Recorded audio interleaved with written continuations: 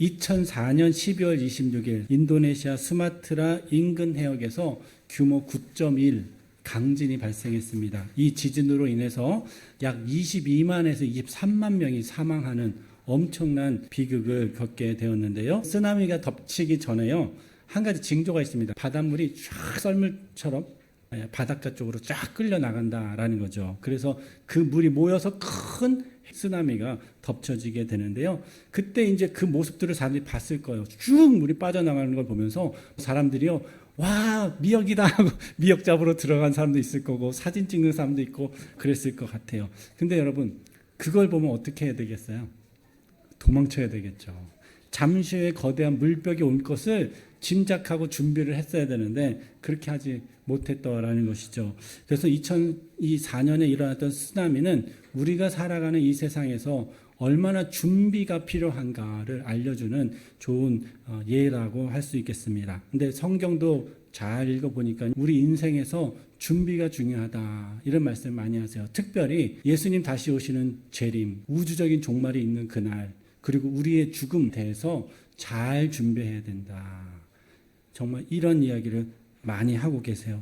특별히 오늘 말씀에서도 예수님께서 종말의 날은 반드시 온다, 우리의 죽음은 반드시 온다, 그런데 우리가 준비하고 있는가에 대해서 묻고 계십니다. 그래서 준비가 잘 되었으면 좋겠다 싶습니다. 우리 마태복음 24장에 보면 예수님이 예루살렘이 멸망할 것에 대해서 말씀하세요. 그렇게 쭉 말씀하시면서 곧 이어서 예수님이 다시 오시는 재림의 날, 우주적인 종말이 일어나는 날도 이와 같을 것이야 라고 설명하시면서 결론적으로 오늘 25장에 와서 세 가지 비유를 통해서 그러면 종말의 날, 우리의 죽음이 오는 그날을 준비하는 우리 성도로서 우리는 어떻게 준비해야 되는가에 대한 이야기를 이 비유를 통해서 말씀하고 있어요. 그래서 이 세 가지 비유를 통해서 오늘 우리가 종말의 날 또는 우리의 죽음의 날을 어떻게 잘 준비할 것인가에 대해서 살펴보면서 함께 은혜를 나누어 보고자 합니다. 먼저 마태복음 25장 1절부터 13절에 보면 첫 번째 비유를 말씀하고 있어요. 일명 열처녀 비유라고 합니다. 10명의 처녀, 그 신부의 친구들이 등장을 하는데요.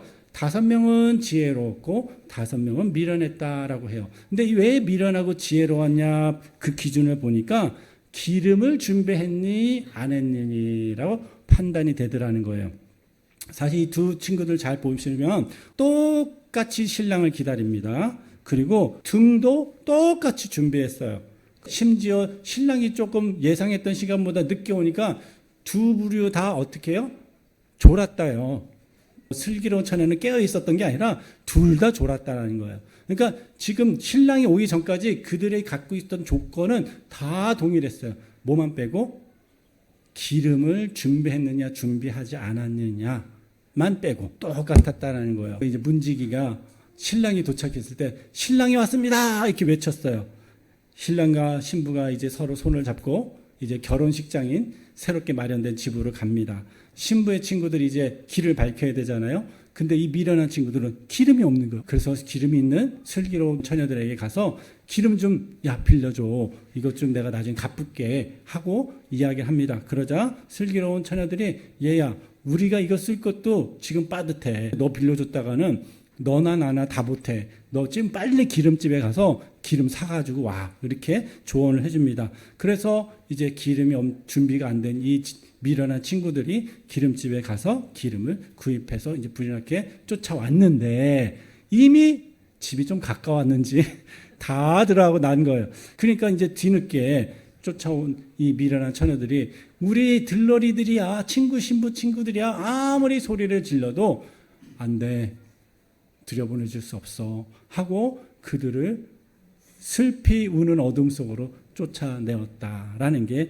바로 오늘 비유의 내용이에요. 예수님께서 이 비유를 통해서 너희들에게 알려주고 싶은 말이 뭐냐 한 말이야 하고 13절에 얘기하세요. 그런즉 깨어있으라, 너희는 그날과 그때를 알지 못하느니라. 예수님이 이 비유를 통해서 정말 하고 싶었던 말씀이 뭐냐면 주님의 종말, 우리의 죽음에 대해서 인식하고 있으라는 거예요. 안 올 거야 하고 졸지 말고 언제든 올 수 있다라는 것을 경각심을 가지고 인식하고 마음속에 담아두고 기름을 준비해야 된다라는 것을 말씀하는 거예요. 여러분, 재림신앙은요, 단순히 미래를 아는 게 아니에요.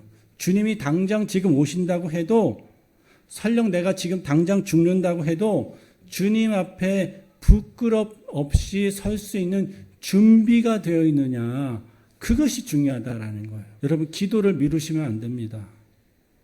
회개를 미루시면 안 돼요. 말씀을 읽는 것을 미루지 마세요. 예배를 가볍게 여기지 마십시오. 늘 자신을 점검해서 내가 지금 주님을 만나도 괜찮을지 준비가 되어 있는지를 늘 인식하고 자기를 점검해야 된다는 거예요. 그게 깨어서 준비한다는 거예요.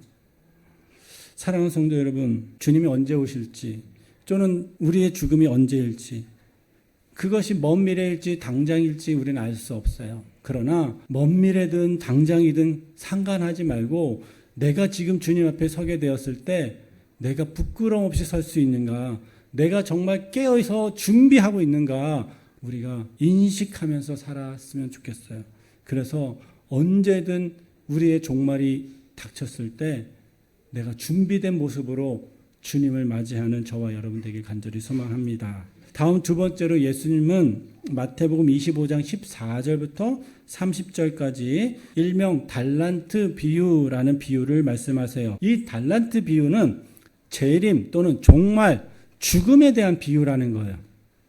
우리는 이 달란트 비유를 읽을 때 자꾸만 몇 달란트 받았냐에 자꾸만 초점을 맞춰요. 자꾸만 우리가 받은 능력이 뭐냐, 우리가 받은 재능이 뭐냐, 여기에 초점을 맞추지 마시고, 이 달란트 비유에서 진짜 예수님이 하고 싶은 말씀은 뭐냐, 결산하는 날이 있다라는 거예요. 결산하는 날. 그 결산하는 날 너는 무엇을 내놓겠느냐, 이걸 물어보시는 건데 자꾸만 우리는 거기엔 관심이 없고 내가 받은 달란트가 얼마냐, 너는 얼마냐, 이 달란트의 개념에 대해서만 자꾸만 관심을 두는데 그러지 말자라는 거예요. 중요하게 생각할 건 뭐예요? 결산한 날이 있다. 그 결산한 날 나는 무엇으로 하나님께 나아갈 것이냐라는 거예요. 우리가 종말과 죽음을 맞이할 때 주님 앞에 서게 될 텐데 우리는 무엇을 가지고 주님 앞에 나아가고 주님은 우리를 무엇을 보고 판단하실 것이냐. 여러분, 이 달란트를 우리가 자꾸만 재능과 능력 또는 다른 어떤 것들로 자꾸만 해석하는데 이 달란트는요, 우리에게 주신 사명입니다. 사명. 어떤 사람에게는요 100명의 영혼을 책임져라고 사명을 주신 거예요. 어떤 사람에게는 한 사람을 꾸준히 평생토록 그 영혼을 돌보라고 주신 사명도 있는 거예요. 하나님 맡겨주신 영혼의 사명이 다르다라는 거예요. 그러나 중요한 건 뭐예요? 모든 사람에게 사명을 주셨다는 거예요. 한 명도 예외 없이 한 명일지 100명일지 1000명일지 알 수 없지만 사명이 있다는 거예요. 근데 그 맡겨주신 한 명 한 명 그 영혼을 내가 사명을 가지고 책임지고 그 사명을 감당하느냐 감당하지 못하느냐의 문제이지, 자꾸만 우리는 내가 얼마의 능력을 가졌어, 재능을 가졌어, 여기에 초점을 맞추는데 그러지 마시라는 거예요. 자, 그런데 오늘 두 종류의 사람이 있습니다. 한 종류의 사람은 자신에게 맡겨주신 사명보다도 훨씬 더 충성되이 일을 해서 이윤을 남겨요. 근데 어떤 사람은요, 자신이 받은 사명을 땅속에 처박아 놓고요, 자신의 안녕과 번영을 위해서, 자신만을 위해서 평생 살아가요. 결국에 사명을 가지고 충성되이 일하는 사람에게는 하나님께서 잘했다, 착하고 충성된 종아라고 칭찬을 받지만, 자신의 인생만 위해서 살아간, 사명을 저버리고 자신의 안녕과 번영만을 위해서 살아간 사람은 바깥 어두운 데로 내쫓겨 버리게 된다는 거예요. 그리고 그나마 있던 사명도 빼앗기게 된다라는 것이죠. 그렇다면 오늘 우리가 무엇을 해야 됩니까? 내가 1달란트를 받았는지 5달란트를 받았는지 그게 중요한 게 아니라 오늘 나에게 주어진 사명에 대해서, 그러므로 사랑하는 성도 여러분, 하루하루 최선을 다하십시오. 우리에게 주신 사명을 충성을 다해서 잘 감당하십시오. 우리의 종말이, 우리의 죽음이 언제일지 알지 모르지, 사명에 충성되이 하루하루를 살아가다가 주님 앞에 서게 되는 그날 부끄러움 없는 그런 칭찬받는 주의 자녀로 섰으면 참 좋겠어요. 마지막으로 세 번째, 예수님이 이제 마태복음 25장 31절에서 46절 일명 양과 염소의 비유를 말씀하시는데요. 자, 유대인들은요, 오래전부터 목축을 하면서 살았습니다. 양과 염소를 키우는 모습을 보게 되는데, 양과 염소를 분리해서 키우지 않고 함께 키운다는 거예요. 이 양과 염소가요, 굉장히 다른 동물입니다. 습성과 이 식성이 너무나도 다른데, 얘네들을 이제 같이 키우는 거죠. 먼저 양은요, 군집성이 강한 가축이에요. 우르르 이렇게 다니는 걸 좋아해요. 근데요, 염소는 굉장히 흥미를 느끼는 그런 가축이어서요, 양과 염소를요, 함께 딱 합사를 시키면 양 무리에 껴가지고 염소가 어디 가고 싶어도 못 가. 그리고 또 양은요, 호기심이 강하니까 먼저 주도해서 막 나가. 그러면 양들이 그걸 돌돌돌 쫓아가는 거죠. 그래서 함께 키우는 거예요. 이렇게 서로 성향이 다르지만 같이 키우더라는 거예요. 불신자와 성도를 이 땅에 같이 두시는 이유가 있어요. 우리 생각에는 저 불신자, 나를 괴롭히고 핍박하는 저 불신자 사라졌으면 참 좋겠다, 막 이런 생각이 들지 모르겠어요. 그런데요, 그 불신자들 때문에 우리가 하나님께 더 나아가는 거예요. 불신자들 때문에 내가 더 말씀 가운데 살려고 하고 더 하나님께 매달리는 거예요. 자, 그런데요, 밤이 되고 저녁이 되면 양과 염소를 각각 우리에 집어넣습니다. 왜 그러냐 하면 양은 털이 많아서 열을 많이 발산해요. 그래서 흩어져서 재워야 돼. 근데 염소는 추위에 약해요. 그래서 모아놓고 재워야 돼. 근데 얘네들 같이 합세해버리면 둘 다 얼어 죽거나 쪄 죽는 거죠. 그래서 주인은 밤이 돼서 양과 염소가 들어오면 양은 양대로, 염소는 염소대로 우리에 각각 넣어서 그들이 평안히 잘 수 있도록 한다는 거예요.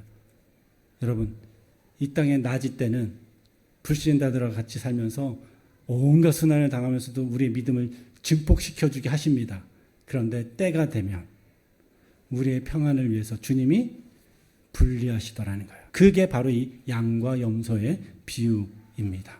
때가 되어서 주님이 오셔서 양과 염소를 분리하는 그 날이 왔을 때, 즉 성도와 불신자를 분리하는 그 날이 왔을 때 주인이 이제 묻는 거죠.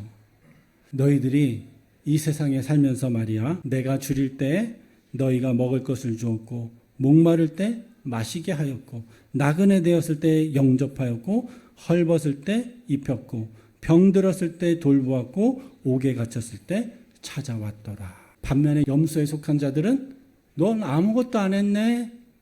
여러분, 이렇게 양들에 속한 자들에게 너 참 잘했구나 했을 때 그들이 뭐라고 얘기하냐면 우리가 언제 그랬어요? 이렇게 물어봅니다.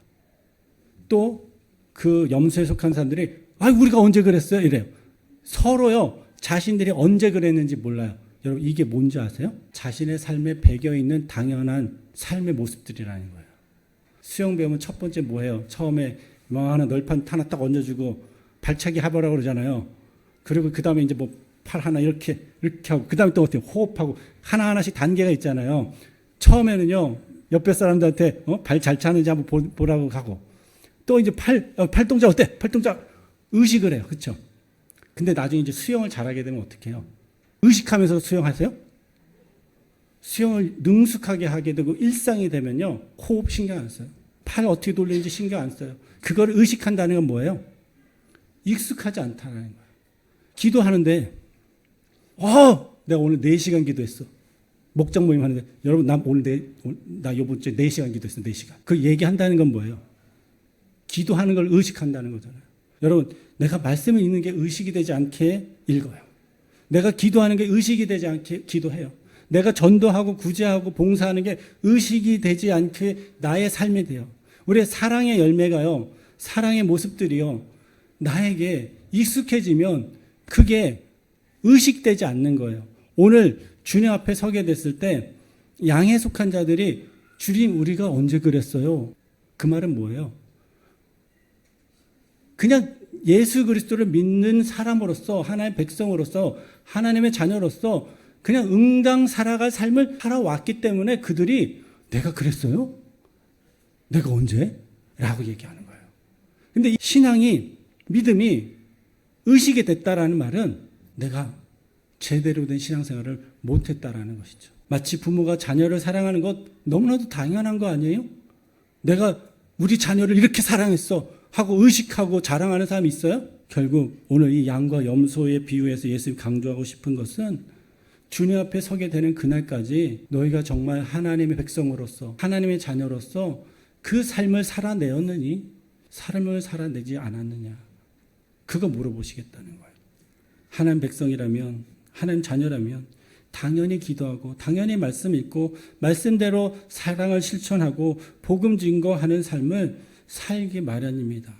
그렇다면 사랑하는 성도 여러분, 이제 하나님의 자녀로서 사랑하는 게 여러분 자연스럽습니까? 아니면 여전히 말씀을 읽는 의식해야지 읽고 의식해야지 기도하고 의식해야지 전도하고 의식해야지 입술에서 복음이 나갑니까? 그냥 자연스럽게 마음속에서 몸속에서 나오는 것이 되었으면 좋겠어요. 그래서 주님 앞에 서게 되는 그날 자연스럽게 주님의 자녀로서 살았던 것을 인정받고 하나님께 칭찬받는 저와 여러분 되었으면 좋겠어요. 오늘 이렇게 마태복음 25장에서 예수님이 재림 또는 죽음을 기다리는 성도는 어떻게 살아가야 되느냐에 대해서 가르쳐 주셨는데요. 열처녀 비유를 통해서는 깨어서 준비하라. 달란트 비유를 통해서는 충성되게 사명을 감당하라. 그리고 양과 염소의 비유를 통해서는 자연스럽게 사랑의 열매를 맺어가라. 이렇게 말씀하십니다. 주님 반드시 오시고 우리의 죽음도 반드시 있다라는 거예요. 그럼 그날을 우리가 어떻게 준비해야 될까요? 그날 결산할 것을 기대하면서 우리가 오늘 하루하루 나에게 맡겨주신 사명 잘 감당하고 주님의 자녀로서 사랑을 베풀고 정말 깨어서 계속 준비해 나아가는 결코 죽음이 재림이 두렵지 않고 오히려 기대가 되는 줄로 믿습니다. 그래서 우리 모두가 주님 앞에 서게 되는 그날 잘하였다 착하고 충성된 종아 내 주인의 즐거움에 참여할지어다 라는 칭찬받는 저와 여러분 되길 간절히 소망합니다.